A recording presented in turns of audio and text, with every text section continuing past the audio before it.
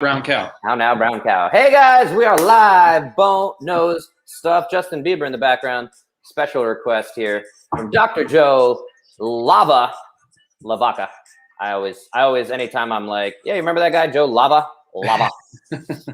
Always fun to say. You are in New York right now, sir? Mm-hmm. I'm in Long Island. This is where I live in Port Washington. Still working in the city of Manhattan on 20th and 5th. But yeah, coming to you live from my kitchen. There you go. I see. We see the pictures on the fridge there. Yeah, backwards, reverse. Little picture. Yeah, I got. That's why I got. Yeah, a little picture of me and Court and the girls, and yeah, those are the only magnets I've actually been. I think I've been here for 2-3 years. I've never gotten any other magnets. I'm pretty sure my mom. And we'll do a quick shout out to your significant other at Gate Happens, Courtney Conley. Yes. And you wanna plug any of her stuff that we talked about a little bit before? Oh, geez. I mean, I don't even know if her stuff needs plugging. I mean, she's famous now. But yeah, no, Court's a functional gait or specializes in functional gait mechanics, anatomy, foot. Wonderful human being and clinician. She's out there in Colorado, not too far away from you guys. Yeah, you can catch her on Gate Happens. She does tons of awesome content, memberships, all the like, and wherever you're watching us around the world, she can help you out. So, amen. All right, and we are based in Colorado, but currently traveling. I'm here in Southern California, so I got my USC Trojans representing. And we are in Hermosa Beach. So I'm coming to you from Hermosa Beach. Yeah, and, thanks for making that sacrifice. 8 a.m. ready to rock. Oh yeah. I didn't change my laptop time. It still says 9, so that's okay.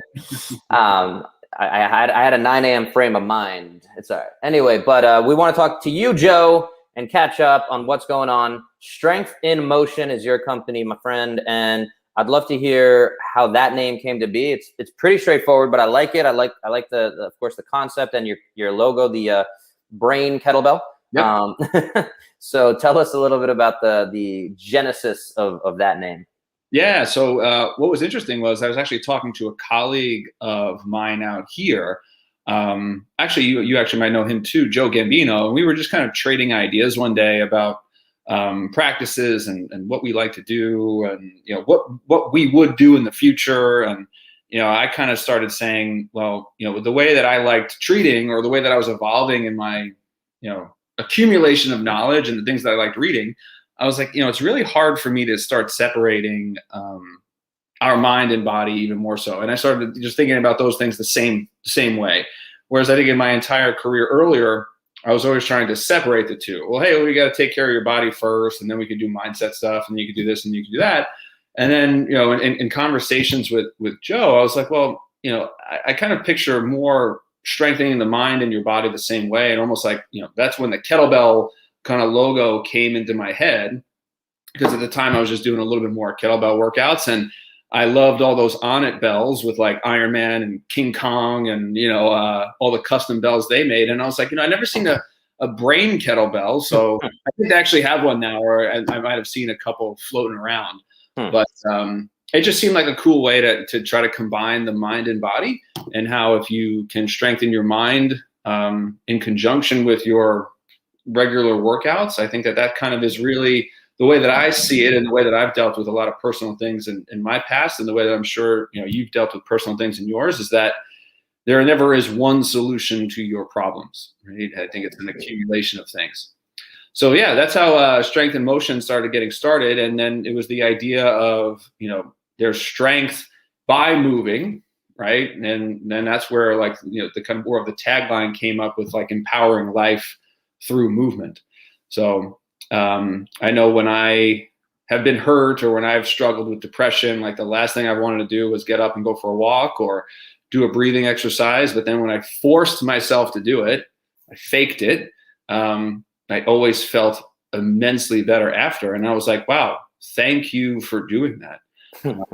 But, future Joe, present Joe always has a hard time looking out for future Joe. And it's always kind of like, well, forget that guy. I want to feel bad right now about myself. And every time I've tried to pull myself away from present Joe and take care of myself in the future, it's always paid off.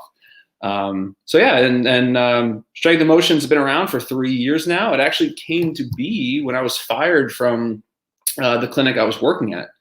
There was just a little bit of disagreements with ethical and philosophy sort of things. And I was actually fired on Avery's, her 4th birthday, I think. And because she's 7 now. For anyone listening, Avery is his daughter. Yes, that's true. Avery is my daughter. She is now 7. And when you think about nice days that you like to celebrate, I actually got fired on her 4th birthday. And actually, it turned out to be the best thing that ever happened to me. So at that point, I knew that the next step was to at least try to go out on my own. And if I failed, I felt confident in the network of people that I had in New York City that I can call them up and say, hey, I need a job. Do you know anyone hiring? Or, can I get a part-time position? Or I knew some people in hospitals. And, it was always like, hey, if I'm not going to take this risk now, when is going to be the right time? And I don't think there ever was going to be a right time. So I just did it. Nice, man. Yeah. And so far paying off. I love it. I don't know if it's paying off, but I'm surviving.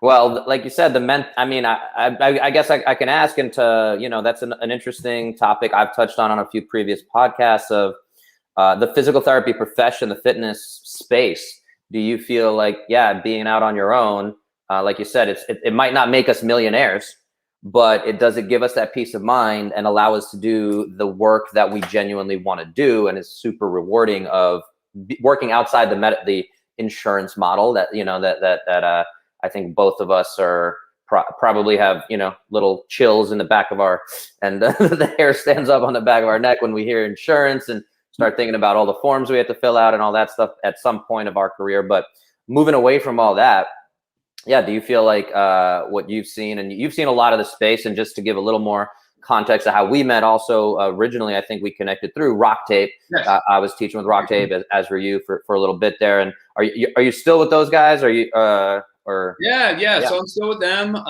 They've recently gone through some transitions themselves. So we actually had been bought out by a bigger company called Implus.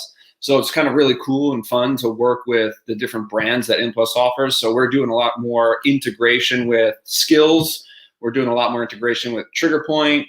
And Steve and Ethan and the guys over at the Rock Tape team are always kind of like trying to push a little bit of the boundaries and connect the dots a little bit differently than from, I guess, like other tooling courses that are out there. Mm-hmm. Which is always funny to me because I see so many people argue about nonsensical things on social media. It's like, why waste your time? Like, if you view it in this lens, like, come take a course, and if you definitely realize that none of us are saying like, hey, oh, you have a rotator cuff tear? Cool. Let's just put tape on it and just hold it there for 6 weeks. Like, the tape is going to magically heal you. And I feel like when I read these posts, I'm like, is that what people think? Like, we're trying to teach people? Like, I think people I don't know if you know this. People on social media tend to blow shit out of proportion and simplify and so I don't, if you're not familiar, I'll show you around the internet. Yeah, I know.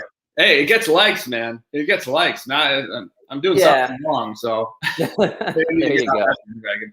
There you go.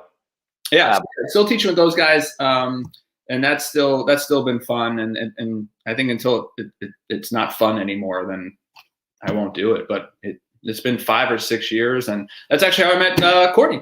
Mm-hmm. So it's been great. But to go back to your original point of stepping out, I think having the teaching as a background, was very helpful. And I think that when you look at someone like yourself or someone like me who's been able, like you said, maybe I'm not going to be a millionaire, maybe we're not going to be millionaires, but I mean, I think people are also scared to step out on their own because they just think like, okay, I'm going to start a clinic on Monday and I need to have like, 15, 20 patients on Monday, and that has to be every day. It's like, well, no, that's going to maybe take 6 months, a year to even get to a day where you are like that, right? But what are you going to do in the meantime? Like, do you have a side hustle? I know you and your spouse are always hustling and everything else. So, if you're not going to commit to the other avenues of trying to maintain your income and really work your ass off for what you want, well, then you're never going to be successful in anything, right? So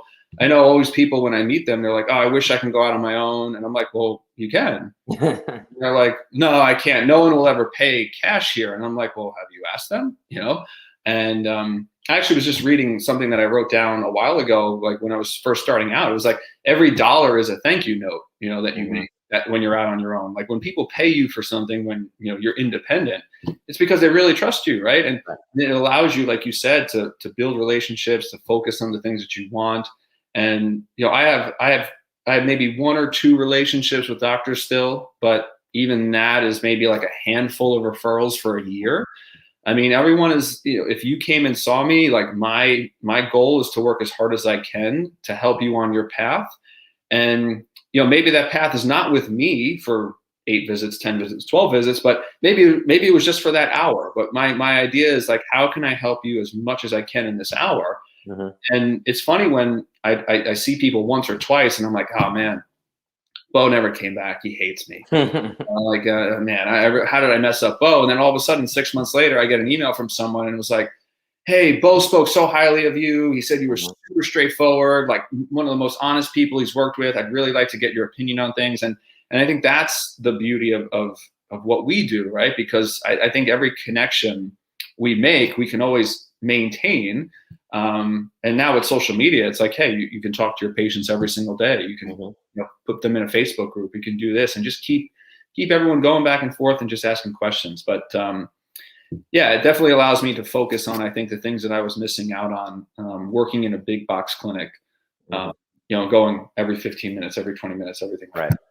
The mill, if you will. Yes. The mill, if you will, which we will not anymore. We will not.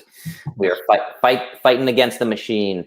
And it is a big machine. And again, so I'll actually ask for your input here. I'm one of my previous episodes with one of my former guidance counselors from high school, actually, who now does public speaking coaching, including coaching folks to prepare for TED and TEDx talks.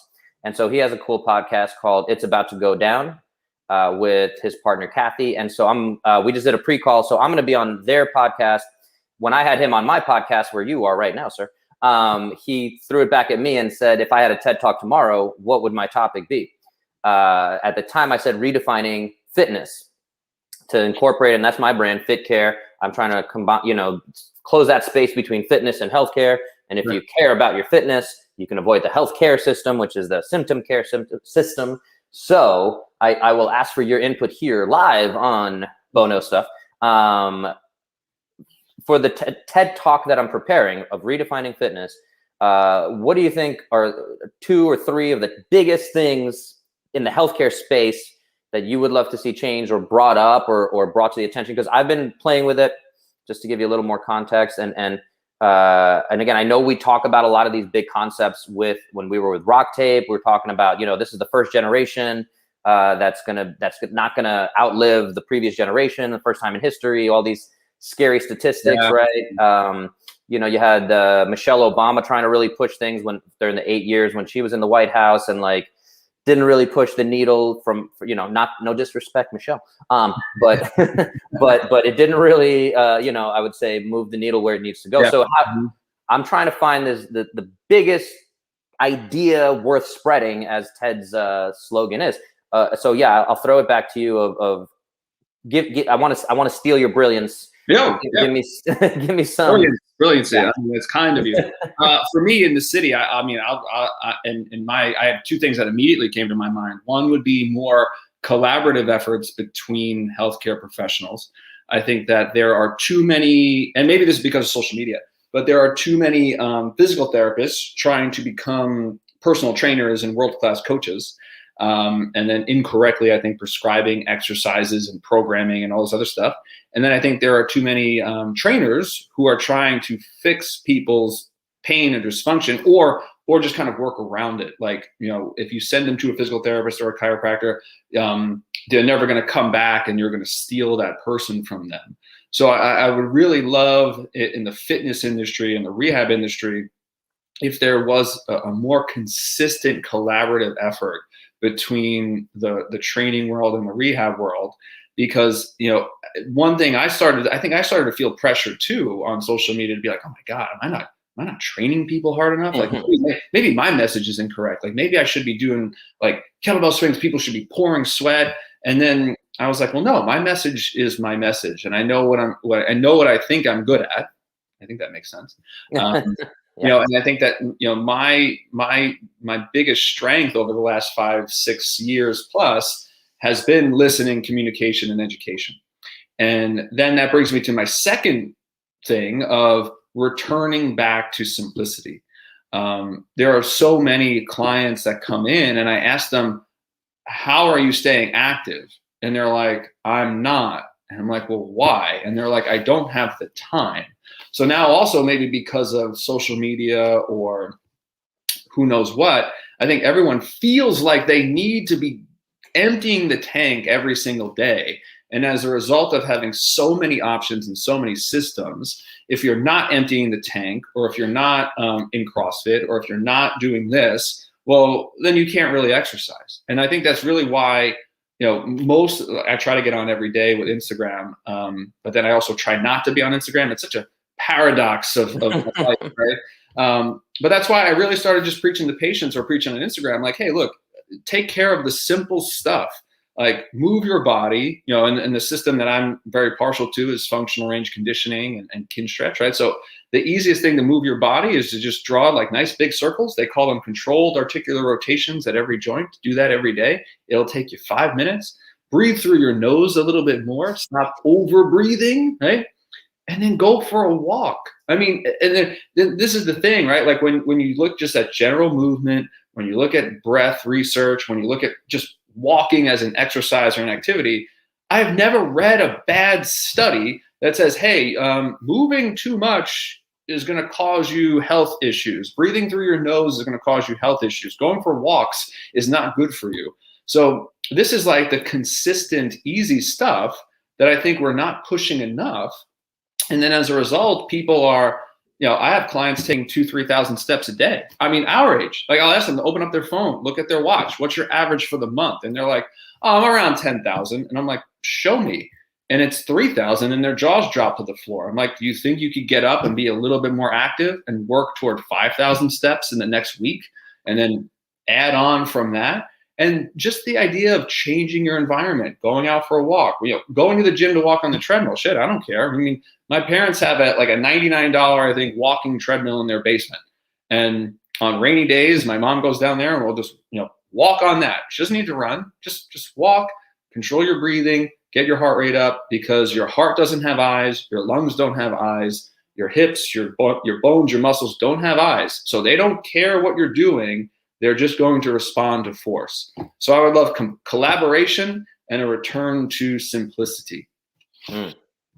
I really like all the answers you just put together there. I like that a lot. And but yeah, I guess I'm going to push back and challenge you a little bit since you opened up the floodgates for me. Yeah. So here's the thought for me, and this as I'm working on this TED Talk and trying to think about this big picture thing. And for anyone listening, I don't actually have a TED Talk scheduled. It's just like a concept right now. Maybe it turns into an actual TED Talk. I was like, oh, whoa. Yeah. Maybe it turns into something at some point. But yeah, these, they challenge me, and who knows? We'll see how that. I'm doing that podcast end of August, I think, with their schedule. So we'll see what it turns into. But yeah, I just want to I want to keep refining it. And at the end of the day, for me, real quick, I just want to say, this is in line with, I think, our mission, and like you and I are passionate about it, changing lives. So that's what, as you were talking, my question becomes, and in line with your collaborative effort of between kind of the professions, right, is, do you think there's a way we can challenge the big system? Because again, everything you're saying is awesome. I agree with it. But how do we get, your grandmother, your mother, your next door neighbor, whoever, how do we get the country or the world to bring it down? And I think when you talk about that confusion that you mentioned with the necessity for collaborative efforts, And I see a lot of that confusion and people arguing about, oh, just put some tape on your rotator cuff tear and that's it. Like, okay, there's a whole different conversation here, but yeah, the basics.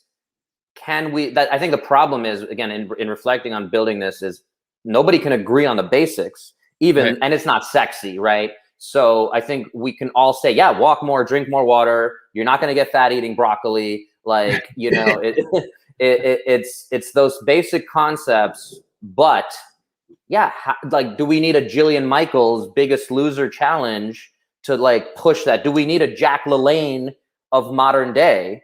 How do we, that's my thinking is like, if I'm up on that stage or if I have that 18-minute talk, is that the challenge? Hey, fitness people, we need to, band together. One of the things in my talk, and maybe you can give me, this is where my thinking is going, is how do you define fitness? And I don't want to put you on the spot too much, but at the same time, here we are. You're on the spot. So that's one of the questions, and that's been driving me, is redefining fitness. So how do you define fitness? And maybe if we can, and I'll give one last bit of background on that before I let you go. I see you're ready to go. I like it. So one of the things was, again, I did some time in the CrossFit space, and again, they have a very specific definition of fitness. And when I was learning or hearing them talk about that, they kind of called out the National Strength and Conditioning Association, NSCA, American College of Sports Medicine, ACSM, some of the bigger organizations that work with the fitness side of things. And nobody had a great definition. So, and again, when I heard the CrossFit definition, I was like, oh, that's like science-based. Yeah. It totally appealed to my like logic. So whatever you might think about CrossFit, not you, but anyone listening, is like, let's just look at it, what it says on the paper, right? Not, again, like the rock tape. It's not just, oh, like you're doing this thing and social media noise. Anyway, but let's bring it back to you of how do you define fitness? I would call fitness the ability to tolerate and adapt to change. And that could be change in every facet of life, right? So I can be mentally fit. I could be emotionally fit. I could be physically fit. And now you have to say, okay, well, what is fitness for each facet of who you are or what you can be? Because I think that, like globally, right? Like if you think like, hey, well, how can I tie all those into an umbrella? Like, how can I be mentally and emotionally and physically fit? And it's probably the easiest, lowest hanging fruit. Like, it's not sexy. It's just exercise more. And then that's the question of, how do you define exercise, right? And how is that different from movement? And I think maybe the biggest obstacle for us is that, movement or communication, relationships, all these other things that maybe in North America, specifically, I'll single out the United States, doesn't put a lot of value on, but is what carried us as human beings for a really long period of time. So exercise and fitness, I think of this, it's this new thing within the last 100 or so years. Because I think what even maybe sparked a lot of this, I forget the actual decade of the study, but I want to say it was in the 50s or 60s when they were looking at bus drivers, and they were looking at the employees who collected tickets, and they looked at long-term health outcomes of the bus driver versus the person walking around on the bus collecting tickets, and all the bus drivers seem to have a lot more long-term health complications than the ones who are up and down and rolling up and down the steps. And honestly, that's what, to me, when I keep reading about all these things, everyone keeps referencing that study as like, hey, well, this is what really made us start to pay attention. Eisenhower really made us start to pay attention when he had a heart attack. And we were like, oh my God, well, if the president died of a heart attack, well, what can we do to avoid that? Like, now let's maybe put people on statins. Now let's maybe put people on this. So there's always like one moment that kind of triggered everything. But all those moments for us right now were relatively recent. So if you look at, the average life expectancy in the U.S., which, again, we always like in the U.S., we're like, we're number one and we're out there waving our flags and we're the best at everything. Unfortunately, that's not the case, right? Like we're not the best at math, at reading, at science, at everything else. We're kind of just right there in the mix with everyone else. But if you look at the average life expectancy in the United States, and it's maybe in the mid 70s, I think, last time I looked. Maybe it was 77, 76. But then you go and look at another country, I think it was somewhere over off the shore of Greece, and their average life expectancy is 91, 92. Guess how many gyms they have? 0, right? So is it really a matter of, picking the right exercise for you, or just kind of focusing on the things we're always focused on, right? And I think we mentioned it a little bit before our call, right? The things that you're working on now, like relationships, sleep, drinking more water, stacking good habits. 100 calories of broccoli is probably going to keep you not hungry for 2-3 hours. 100 calories of M&Ms is like 8 M&Ms. And if you've ever eaten M&Ms, I've never stopped at 8. All right, I'll eat 40 of them, and now that's 800 calories. And guess what? I'm still hungry. and maybe it's just in my mind that, hey, 8 M&Ms and a whole like half pound of broccoli here. I'm like, well, wow, I got to put a half pound of broccoli in my stomach. These 8 M&Ms it's the same calorically, but maybe there's something just about me and like, hey, I need to get huge, right? I need to keep eating. That's all evolutionary. Oh yeah, and that's one of the things to interject real quick is there's a great book called Wired to Eat by Robb Wolf. I know you're a voracious reader. I don't know if you've gotten to that one. I'll write that down. Wired to Eat. Wired to Eat, and he was like the first big paleo guy, and he had the paleo solution.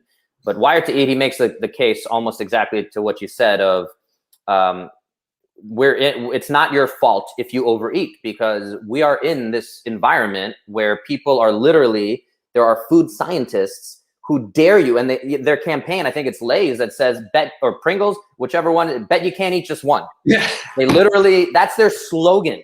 I never even thought about that. They bet you. They bet you. They're like, if you put one in your mouth, we know that as a human, your physiology, your biology will light up, and you literally, like, I will put $100 now, like, that you can't eat just one, So anyway, and the other part of that, and again, Robb Wolf, I heard him on a podcast recently, and for anyone interested in some like very just pushing the envelope stuff, he's a great resource for that. He said basically for the last at least 60, 70 years, in terms of, again, this big picture of controlling our weight, which is a big thing, and which leads to a lot of these diseases and life expectancy that we're talking about. The overall philosophy has been eat less, exercise more, which is completely antithetical to our evolutionary history, right? Where we try to eat as much as we can because we don't know when the next meal is coming. Right. And we need to move as little as possible to reserve our energy in order to survive, so that if there is a lion attack, and again, we go to these like extremes, and I feel like when we have these conversations, where's the next line? But then we have that, and again, it's I hear this stuff all the time, but then coming back to that question of like, how do we connect this to people so they care about it and they make these changes? Again, I think what you were referencing a little bit about that city outside of Greece, a little bit of like the blue zones, right? And if anyone interested in that study, and it's not really a study, it was a little bit of an experiment, observational concept of which cities have the longest life expectancy and most centenarians and all that fun stuff. So, and so I need to backtrack, because I took a few notes as you were talking, because you had a really, really good, I love that, like the stream of consciousness you had. And I want to bring it all the way back, first of all, to your actual definition of fitness, because you said it. And this happened again. I listen to a lot of podcasts, and a lot of times you say it, and then we go off on this other thing. But I want to bring it back to that actual. So redefine just that fitness for me. It was ability to adapt, the ability to tolerate, and adapt to change. Yes, that's good. So to tolerate and yes, okay. I'm gonna just jot that down myself. And then you also mentioned kind of that, possible president dying of a heart attack kind of thing. And so we had this pretty big global health related event recently called COVID, for anyone not following along. And it seemed like a good opportunity for people to say, hey, this is a respiratory thing. We notice that folks that are healthier, cardiorespiratory wise, cardiovascularly, are doing better with this, and of course, it brought up all these different political and things like that. But again, it felt like a really big opportunity to have that like this is something that affected, and there hasn't been something that's affected the entire world maybe since World War II, and even that didn't affect the entire world technically. Right. It was fine. Yeah. So coming back to that is like, did we miss this opportunity? I'm just thinking out loud a little bit, but you know, do we have this opportunity? Do people say like, well, we still don't know what's going on. There's a vaccine. There's a Delta variant now as we're recording this in July of 2021. Time is no longer exists. It's a flat circle to me, but I don't know. But yeah, I don't know. I don't know if you have any thoughts on again, the COVID thing and in terms of more of a public health. We're kind of jumping around, like, I think big concepts, but yeah, I don't know if you have thoughts on that. I think it requires a lot these days for people to pay attention, right? I mean, we're inundated with so many billions of bits of information on a seemingly hour basis, right? I mean, like, there's nothing that me and you, where we can go, where we're not disconnected unless we actually choose or force ourselves to be disconnected. Right? Like, I have my phone on me constantly. In the car, I can have the radio or a podcast. I have Facebook. We still have all the old ways of getting news, right? And then we have now all these predatory sites, fake news, groups of people who just start to post random deep fake videos about like whatever. And, you know, I think that maybe COVID, when you look at it from a positive standpoint, is it brought us literally together, right? It made us realize how, you know, being in isolation or away from other people really maybe sucks, right? For lack of a better word, right? And then when we take those things for granted, you know, the ability to go see your mom or your dad or your fiance or wherever, whenever you want. And then all of a sudden that was taken from you. And you were like, wow, I never thought that would happen. So now I'm here by myself. I have to talk to people on a screen, which I'm grateful for right now.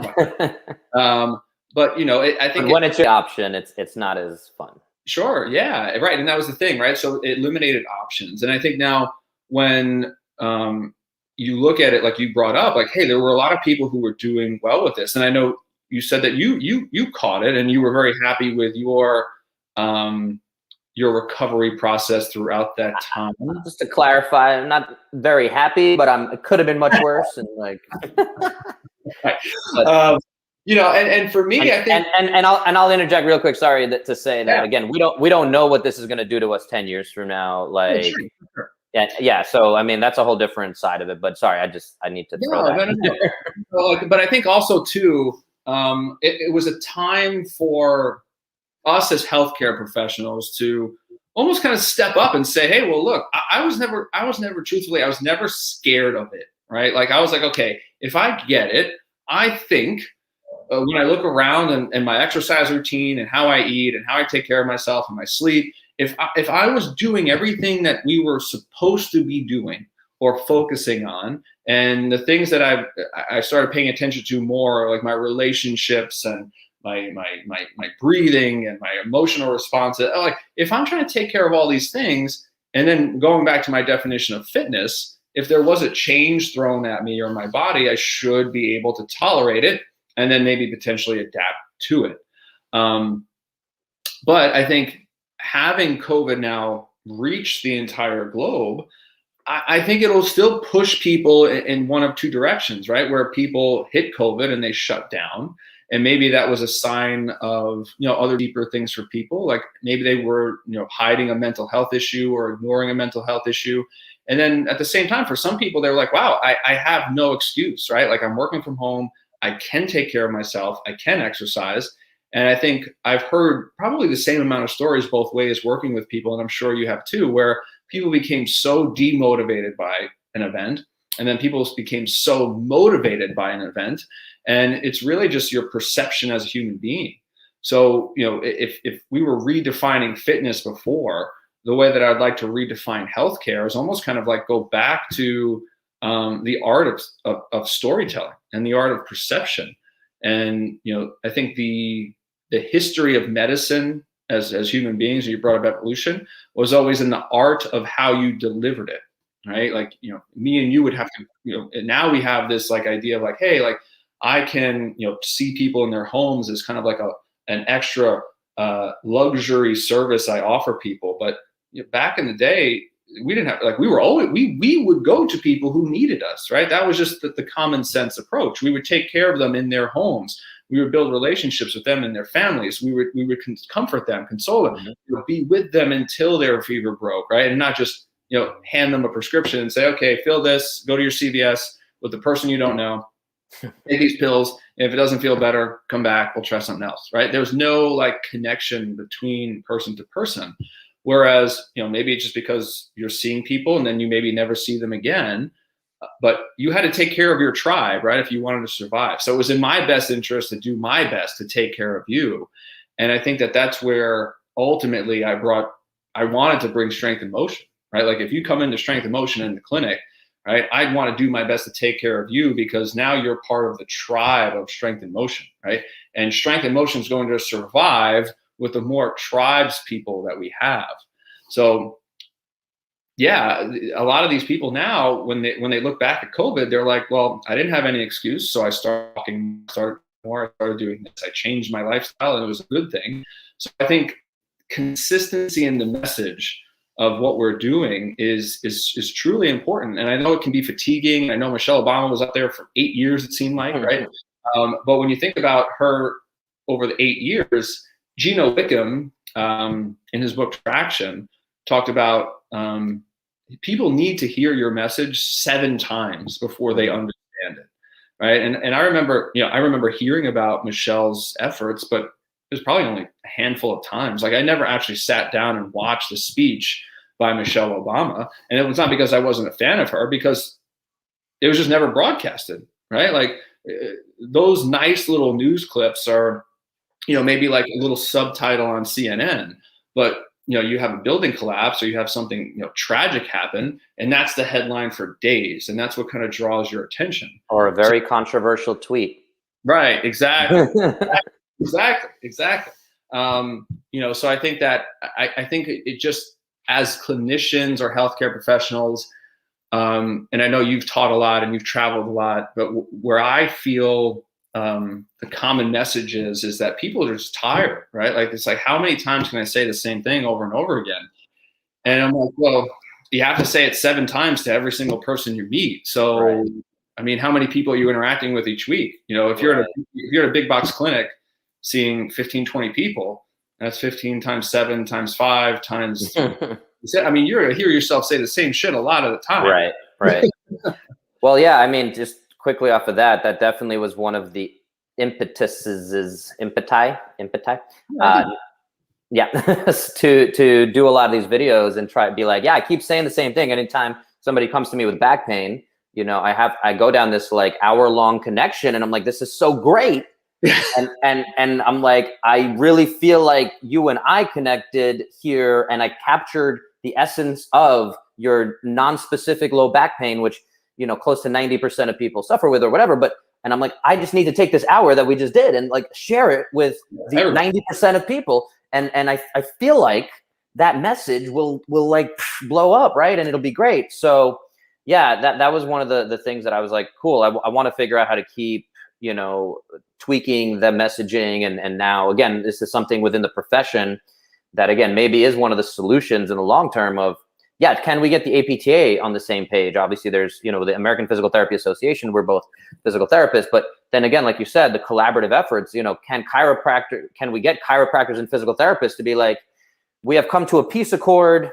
Right. And we believe that if you know, and have the leaders on like a press con, like you're saying, it's this big peace in the Middle East kind of moment of, you know, we agree that everyone should breathe through their nose more often and like start practicing these and walk, you know, like you said, 10,000 steps. And again, it's an arbitrary number. And again, you go on the internet, but then, and you get people, but this is the thing, there's all this noise where people are like, well, is it 10,000 steps or do you need 10,001 steps? And like, that's the magic, you know, intermittent fasting and now keto and all these fads. So that's the thing I keep, when I'm looking at this whole thing, is the challenge of my talk. And this is where I'm like, it's taken me is, do I challenge there's a public facing thing where, again, we keep saying that same message 7 times and continue that grassroots effort? Or do we challenge the people who have found these voices? And again, like you said, the Instagram thing, you know, it's whoever has the nicest butt is going to get more likes. And, you know, there's obviously great ways to adapt and modify and capture people's attention. But at the same time, until we get Oprah Winfrey talking about this stuff and she has her huge audience, or Kim Kardashian posts something about health, but then you have Gwyneth Paltrow talking about all this other, and it's confusing. And so anyway, I mean, that's a really good point. And I think some of it comes back to maybe individualizing that healthcare experience again for people too. And, you know, I think like, again, for me, a lot of patients will come in and they're like, all these people are telling me what I should do, what I need to do, whatever. And then what I usually ask them is, well, do you want to do those things? Right. How do you feel? And people generally are like, I feel fine. I just have this one thing that I want to get rid of. And I'm like, okay, so why don't we make your ankle move a little bit better? Why don't we make your hip move a little bit better? And if you want to change your goals after that, we can talk about it. But with fitness and exercise being a relatively new phenomenon, we've made it here for a few 100,000 years without kettlebells and gym memberships and everything else. So do I really have to force you to do something that you don't want to do? I mean, if you don't have negative lifestyle habits, and what I mean by that is, you don't smoke a pack of cigarettes a day, right? So maybe the message isn't that we need to be focusing on, hey, do more. Maybe the message we need to maybe switch to is, this is what you shouldn't do. This is also 100%. If you don't want to run, don't smoke cigarettes. Don't drink a bottle of bourbon every night to go to sleep. Right? Like, these are very negative things where you're actually poisoning yourself, right? For lack of a better word. So if you're not going to run, don't do this. And if you do run and you're wondering why you're not progressing and you smoke a pack of cigarettes a day, well, guess what? The pack of cigarettes a day is actually going to kill you much faster than you think running is going to save you. So, maybe we have to take both sides of the coin, where I'm meeting a lot of people in New York City when, I've been paying attention to their intake forms a little bit more. It's like, well, do you smoke? Do you drink? Do you take recreational drugs? And a couple of people in the last couple of weeks have actually brought up to me in their intake. They're like, yeah, you know what? I think a big problem for me is that I drink too much. And I immediately stopped and I said, well, I'm going to be honest with you. If you think that that's a problem, we need to switch tracks and you don't need to be here, right? Because I won't be able to help your back pain or your knee pain if you think you struggle with alcohol addiction. And they're like, no, it's only on the weekends. It's only on that. And I'm like, well, no, okay. So that now you're telling yourself a story, right? So maybe your right brain just came and shot out something that you've been suppressing just because you had a stream of consciousness. And now your left brain's trying to rationalize it. Because if you only have knee pain every Monday after you smoke cigarettes on Saturday and Sunday and drink with your buddies all night long, well, then maybe that's your body's way of saying, hey, maybe you shouldn't do this. And whatever eccentric exercise, kettlebell swing I give you is not going to replace the fact that you're smoking and drinking, too much, right? So maybe that could be the message a little bit too. Because I think, from the grand scheme of things, I mean, I would like my parents to work out more. I would like them to do certain things and have certain behaviors. I mean, but they're into their 60s, and generally speaking, they feel fine, right? Like, so how can I predict that my mom and dad won't live to be 88 if they don't work out, if they don't do this? So, we go back to correlation doesn't equal causation, right? And yeah, generally speaking, the people that we see in these studies who are living longer are also the ones that have more positive lifestyle changes to begin with anyway. They're the ones that are married. They're the ones that went to college. They're the ones that have a well-paying job. They're the ones that have 2 kids, not 8. They're the ones that, don't smoke, don't drink, or do so in moderation. They're the ones that can sleep, for 6 hours, don't have to work that extra nighttime shift. So there's so many other factors as to what could be helping us live longest. And I think maybe the two biggest ones is, how much money you have in your bank account. This was from Bill Bryson's book, The Body. Your socioeconomic status has come up a ton. And Robert Sopolsky talks a lot about that in Behave, where your socioeconomic status, your financial status, maybe play as big or maybe even more of a role in your overall health than anything else. Because if you have those two things working for you, right, I think, again, maybe some of the message in the United States is, well, if you only had more money, you'd be happier, which is true up to a point, I guess. Right.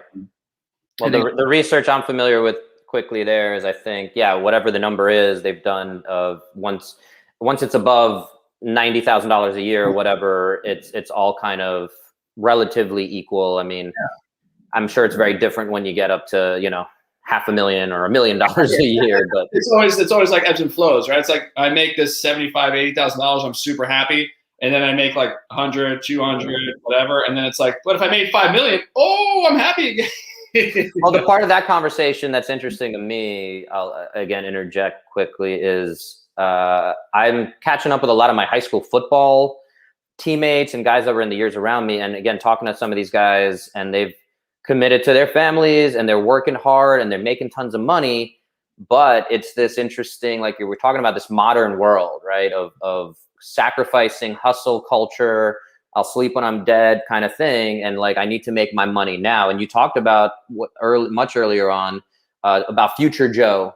And if present Joe can do some stuff for future Joe, that's great. And that's one of the other shifts that I've made in my messaging and my marketing and talking to folks, is making sure that people I work with understand, and they are, I'm almost trying to figure out a way of calling it like a physical retirement plan, so can we plan? It's great that if you have $2 million in your bank account when you're 65, but are you physically able to enjoy that $2 million, or are you going to spend that all on healthcare costs, at that point? Right. So that's a long-term kind of vision there. The other part that I wanted to touch on as we were talking is, you talk about the kind of blue zones and all these lifestyle factors.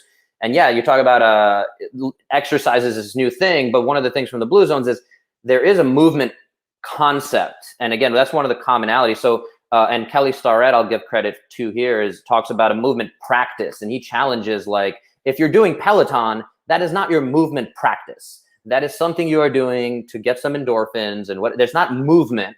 It's one movement, and it's very limited movement, and it's probably putting you into worse positions in the grand scheme of things. But, and not that people shouldn't do Peloton, but make sure you're supplementing that and have a movement practice. And this is where I'll take a big step back to this concept of how do we make these big changes. And you also mentioned talking with the company that took over Rock Tape or bought out Rock Tape, and you talked about skills. And I did a recent podcast with David Bidler. Are you familiar with his stuff? He has 3 big, concepts: is physiology first, the distance project, and breathe to perform. So I'm sure you would like some of that stuff that they're putting out there. And so he talks about skills over pills, because he's working with a lot of teenagers especially, and they get prescribed ADHD medication because of that healthcare system, instead of, and this was a very cool concept that I talked with him about on few episodes ago, that Andrew Huberman, who's a big old researcher, I think he's in the Northeast area, I forget which university he's at, but he's a big old researcher. He has a great podcast called Huberman Lab. Anyway, they talk a lot about, again, like, you should have we give out driver's licenses, but we should be giving out like physiology licenses. And you should, again, we teach very little. We've gotten rid of physical education. Yeah. And so just to even ask kids to go out and run or throw a ball at each other or whatever. But Joe, can you show me that you can breathe deeply through your nose, exhale, like breathe into your belly, like show me these skills. Right. Show me that when you get cut off in traffic and your instinct is to go and lizard brain turns on and you're ready to go and like yell at that person, you can just take that big breath and calm your physiology down and control your physiology. We shouldn't just be able to control the car. I understand that and this is where the conversation is obviously a little tricky. I feel like it goes down some like libertarian versus whatever, and and should government be able to tell people what to do, and like, but yeah, like we're not doing great as a species. And again, it's that, again, instinct to go to these, we need to produce more crops, but that in turn takes us away from healthy living. And so it comes back to, you need to make a better choice. You vote with your dollars. You should, spend the extra $3 per pound on grass-finished beef, and go out of your way to find a farm that's, close to you. There's obviously food deserts and all these different conversations. I don't even know. I feel like I don't even know where I'm going with this whole thought process. But yeah, I can ramble on about this for a while. But did anything in there? I guess. Yeah, the whole point of I think again it comes back to the messaging that we're offering to people, right? And maybe even you started with kids, and that resonates with me because I have a 7-year-old and Courtney has a 10-year-old, and I look at them and I'm like, okay. When I ask Avery what she does when she does in school, she has gym, I think like once or twice a week, and that gym class is like a half hour or whatever. And then you brought up the ADHD medication with skills over pills. Now I think it's funny because I've read a couple of books by John Ratey, Spark and Go Wild, and they're really wonderful books. And he does talk about ADHD in there a little bit. And the way that he reframed it was, could ADHD have been our way of surviving in the wilderness, right? Because if we were stuck daydreaming all the time and looking at pretty sunsets and flowers, well, that lion we always talk about, right? Everyone's always talking about this goddamn lion. I'm still waiting to see this lion, right? Are you though? Are you? Yeah, no, not really. But I also why can't it be any other animal? Why is it like I've seen lions at the zoo? They seem like very friendly and for the most part, right? They're very sleepy all the time, right? So, but anyway, like you're waiting for that lion, and could the lack of focus have helped us with creativity? Could have helped us explore other options in our environment rather than get kind of fixated on one. And I think maybe that's where, again, in this world of specialization, if you don't have a specialty, then you're behind the times, or you're behind your practice, you're behind your fellow colleagues, right? But if you read a book like Range from David Epstein, he talks about, and what stuck out to me in that book that I always like to talk about is like, the difference of jazz musicians and classical orchestras, right? So classical orchestras, they have to follow like a set rule. They follow a maestro, and but then you ask them to be creative and play jazz, and they can't do it, right? But a jazz person who starts with creativity and making their own music can now listen to an orchestra and be like, okay, and I can start to play along with you because I know the rules of music, but now I also know how to bend them and break them, right? So specialties are nice, but then do we need all that? Do we need to force our kids into going to science class? Because one of the other studies that I think came out of Naperville, Illinois or Ohio, was when you actually gave kids more physical activity, their grades go up, right? Not down, right? So like when you eliminated study hall to force these kids to sit and read and do their textbooks, and they just got another gym class, it was like, wow, this school in Naperville's test score started going way up high. Maybe we're on to something. I'll interject real quick if anyone's not familiar with Stand Up Kids, and that's a big thing Kelly and Juliet Starrett are doing to take desks out of schools, and they go into schools and say, we're going to rip all your desks out, and the kids got to stand. And again, it's that just from standing, like, you're changing the physiology, you're changing the behavior, and it's that you're implementing more movement. And again, you mentioned, exercise is a pretty new phenomenon, and that's on my Audible. I just downloaded Exercise by Dan Lieberman. Mm-hmm. Did you listen or read that one? Mm-hmm. Yeah. So I'm excited. I just finished his other one. What is it? The human body, the history of the human body or whatever. And initially, I'll say real quick on that, my book review is he's a professor.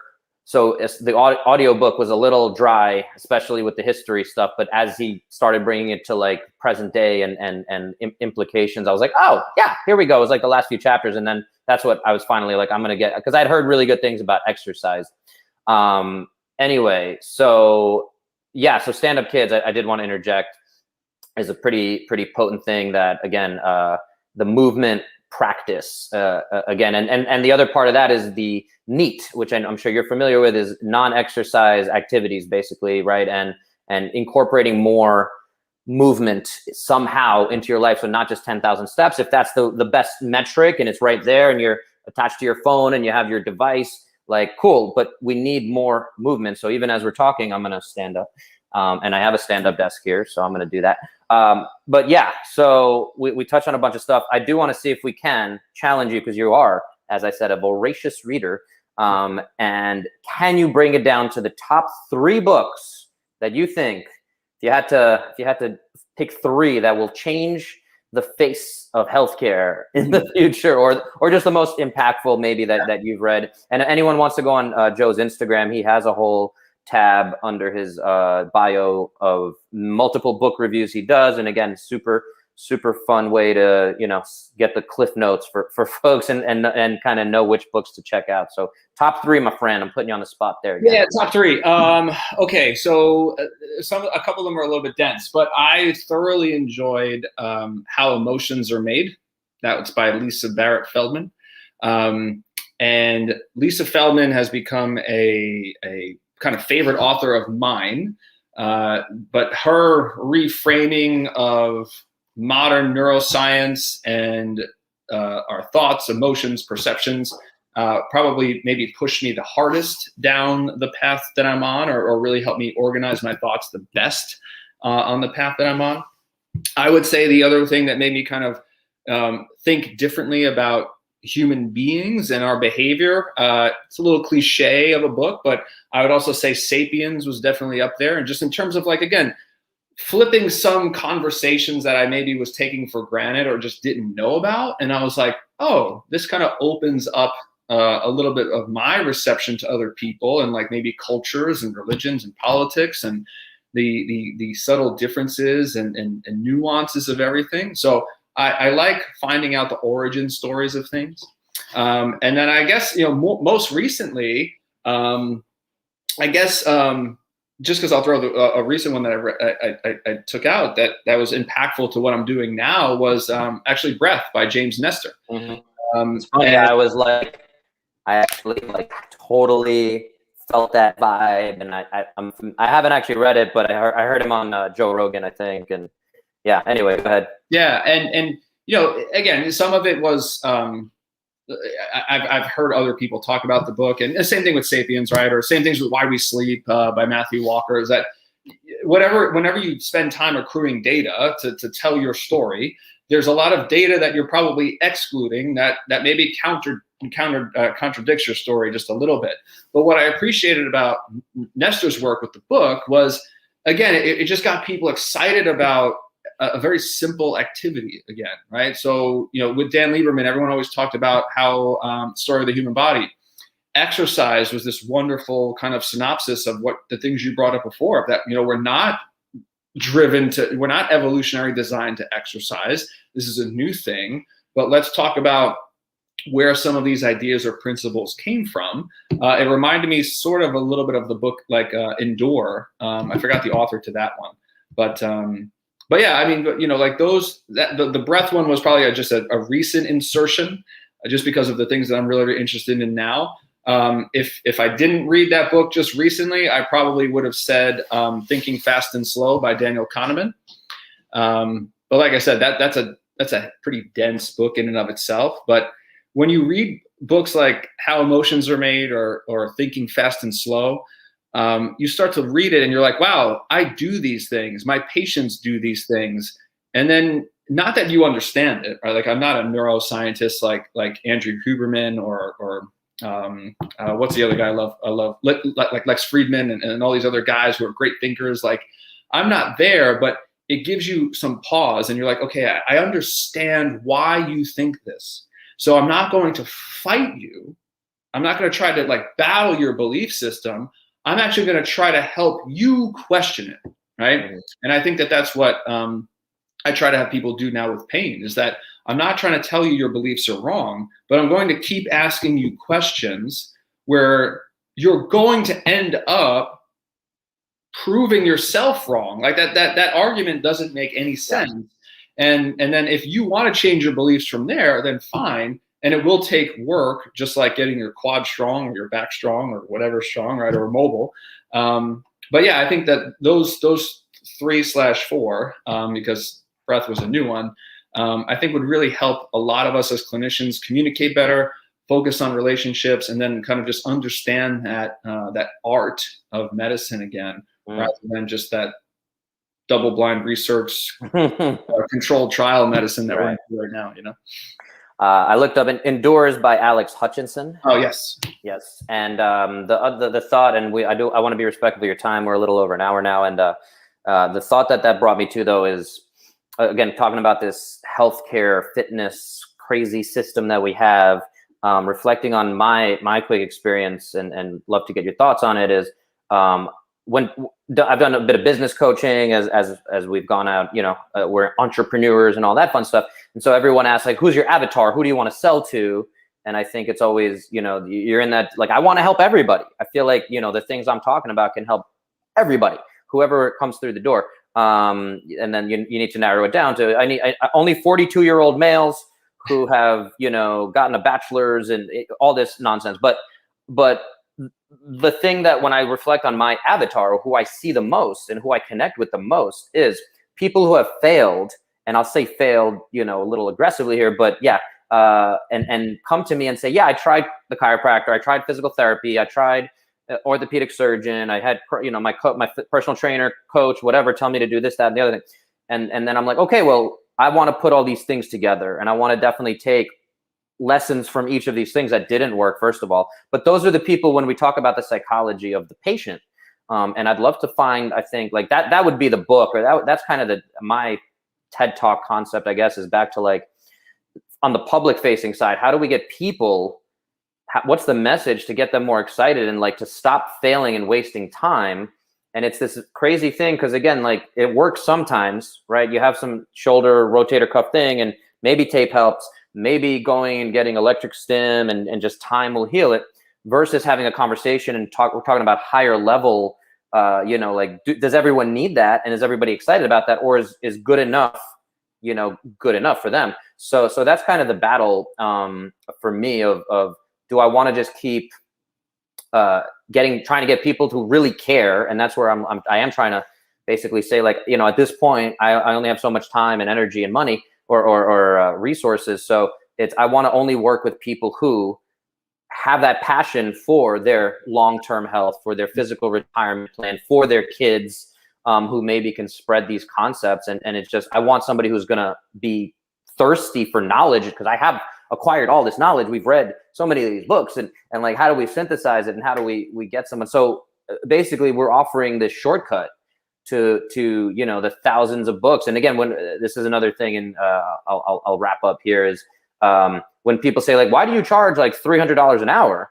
Like, that's absurd. I can go over here and I'm paying $70 an hour or whatever, or I'm paying a $20 copay with my insurance. Not thinking about all the other costs associated with that and whatever, but opportunity costs and all that stuff, time.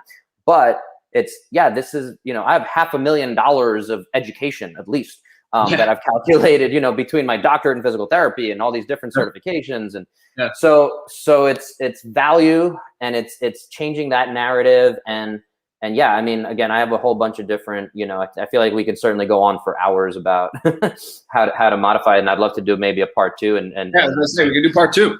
yeah. I've had a few repeat guests, the lucky few. So yeah, man, I want to close it off. And any closing thoughts based on, I know we touched on a lot of stuff, but any closing thoughts for you, or? Yeah, no, I mean, I would just echo that last sentiment that you had. I mean, like, I want to help people who feel like they aren't themselves anymore, right? Like, they lost that identity of who they are.